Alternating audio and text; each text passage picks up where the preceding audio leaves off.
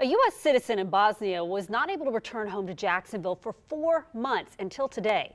Ziad Bosnic says it was because he was placed on the national no-fly list. Today, his attorneys filed a federal lawsuit at the U.S. courthouse downtown. First Coast News' Jason Rantala is live now with what Bosnic's legal team hopes to accomplish. Jason? I talked with Bosnic here outside the federal courthouse. He says that not being able to return home to Jacksonville was both stressful and embarrassing, but he says more than anything, it's going to impact his income. It's embarrassing.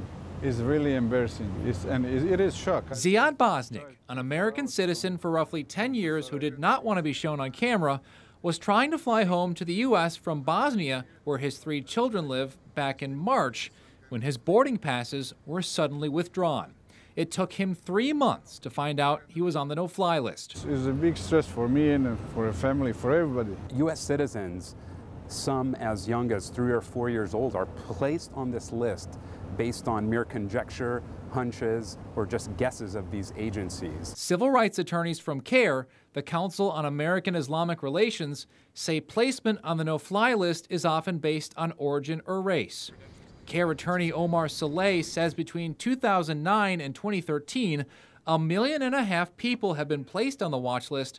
Oftentimes, they say, that's placement for life. A large portion of these clients, almost all of them, have never been arrested for, charged with, or convicted of any crime like our client. Saleh, alongside CARE National Litigation Director Lena Masri, says their lawsuit challenges Bosnic's right of due process and right to travel across the country. We are challenging his designation on the watch list, but we're also challenging the overall constitutionality of the watch list. Bosnic said he also had his TWIC, or Transportation Worker Identification Credential, revoked, which, as a truck driver, allowed him to enter shipping ports. He says that no longer being able to do that will cut his earnings by up to 30%. Bosnic says despite this, he plans on remaining in the U.S. I'm here. I'm a U.S. citizen, I guess. And so I feel that I can go back and forth whenever I like. Now, according to his attorneys, Bosnic was able to return to the U.S. finally because they were able to grant him a one-time waiver.